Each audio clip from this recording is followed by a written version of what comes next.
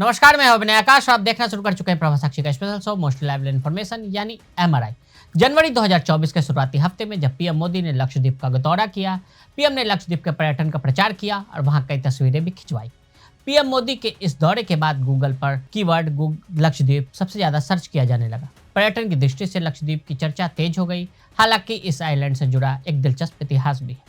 आज़ादी के बाद लक्षद्वीप भारत का हिस्सा कैसे बना और इस आइलैंड का नाम लक्षद्वीप कैसे पड़ा? क्या है जिन्ना की लक्षद्वीप पर कब्जा करने की कोशिश की कहानी, जिसे सरदार ने अपनी सूझबूझ से कर दिया था नाकाम।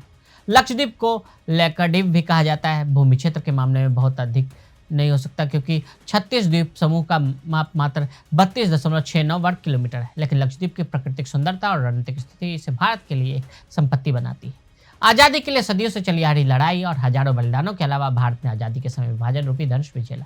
औपनिवेशिक काल के दौरान भारत को कई रियासतों में विभाजित किया गया। अलग अलग अनुमान इन प्रांतों की अलग अलग संख्या बताते हैं, लेकिन वे लगभग 540 से 565 के बीच थे।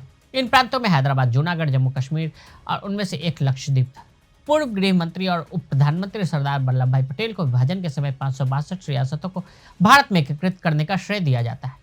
ये वो समय था जब जूनागढ़ और हैदराबाद जैसी कई रियासतें पाकिस्तान में शामिल होने की कोशिश कर रही थी। हालांकि ऐसा नहीं हुआ, क्योंकि भारत के लौह पुरुष सरदार पटेल ने उन्हें भारत में एकीकृत किया। पटेल को 560 से अधिक रियासतों को भारत में प्रभुत्व एकीकृत करने का काम सौंपा गया। 6 अगस्त 1947 को उन्होंने एकीकरण की प्रक्रिया शुरू की और अपनी राजनीतिक परिपक्वता और प्रेरक कौशल से उन्होंने सभी प्रांतों को पूरी तरह से एकीकृत कर दिया। जम्मू कश्मीर, जूनागढ़ और हैदराबाद जैसे राज्यों ने भारत के साथ एकीकरण का विरोध किया, लेकिन पटेल की रणनीति ने सभी प्रतिरोधों पर काबू पा लिया। पाकिस्तान को कैसे आया लक्षद्वीप का ख्याल? विभाजन के वक्त पाकिस्तान और भारत के बीच कई सूबों का बंटवारा हुआ। इस दौरान 3 रियासतें जम्मू कश्मीर, जूनागढ़ और हैदराबाद पर पाकिस्तान अपना हक जताना चाहता था। पाकिस्तान का कहना था कि इन सूबों में मुस्लिम आबादी ज़्यादा है, इसलिए इसे पाकिस्तान का हिस्सा होना चाहिए। लेकिन सरदार पटेल ने सूझबूझ दिखाते हुए जूनागढ़ को जनमत संग्रह से और जम्मू कश्मीर को विलय पर साइन करवाकर हैदराबाद को पुलिस कार्रवाई के जरिए भारत में शामिल करवा लिया। भारतीय स्वतंत्रता के समय लक्षद्वीप ब्रिटिश नियंत्रण में था। भारतीय उपमहाद्वीप के विभाजन की प्रक्रिया जितनी जटिल थी, उसका एक आधार धर्म भी था। लक्षद्वीप समूह दक्षिण भारतीय मालाबार तट के करीब है। लक्षद्वीप में मुसलमानों की संख्या अधिक होने के कारण पाकिस्तान ने इस पर कब्जा करने के लिए कार्रवाई शुरू कर दी। पाकिस्तान ने लक्षद्वीप को कब्जाने के लिए युद्धपोत भेज दिए। लक्षद्वीप को पाकिस्तान से कैसे बचाया? पीएम मोदी ने अक्टूबर 2019 में अपने मासिक रेडियो कार्यक्रम मन की बात में बताया था कि भारत के लौह पुरुष ने कैसे न केवल हैदराबाद, जूनागढ़ जैसी अहम रियासतों को एकजुट किया, बल्कि लक्षद्वीप को पाकिस्तान से भी बचाया था।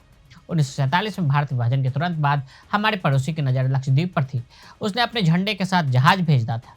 सरदार पटेल को जैसे इस बात की जानकारी मिली, उन्होंने बगैर समय गवाए, जरा भी देर किए हुए तुरंत कठोर कार्रवाई शुरू कर दी। मुदलियार बंधुओं अर्कट रामास्वामी मुदलियार और अर्कट लक्ष्मण स्वामी मुदलियार से कहा कि वो त्रावणकोर के लोगों के साथ लेकर तुरंत कूच करें और वहां तिरंगा फहराएं। लक्षद्वीप में तिरंगा पहले फहराना चाहिए। आधे घंटे की देरी से बदल जाता बहुत कुछ। पाकिस्तान का दल समुद्र के रास्ते से आ रहा था। पाकिस्तान की सेना लक्षद्वीप के करीब पहुंचती इससे पहले सरदार पटेल के आदेश के फौरन बाद वहां तिरंगा फहराया गया और लक्षद्वीप पर कब्जा करने के पड़ोसी के हर मंसूबे देखते ही देखते ध्वस्त हो गए। कुछ देर बाद पाकिस्तान का युद्धपोत जब लक्षद्वीप पहुंचा तो वह तिरंगा फहराता देख दबे पांव वापस लौट गए।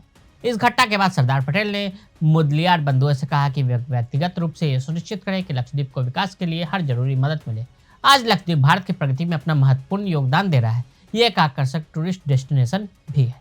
तो आज हमने आपको लक्षद्वीप की कहानी बताई। आज के लिए दे इजाजत। ऐसी रिपोर्ट्स को देखने के लिए देखते रहें प्रभा साक्षी। अगर आप भी लेना चाहते हैं देश दुनिया की तमाम जानकारी, तो आज ही सब्सक्राइब करें हमारे चैनल को। साथ ही नीचे दिए बेल आइकन को जरूर दबाएं ताकि हर अपडेट आप तक पहुंच सके।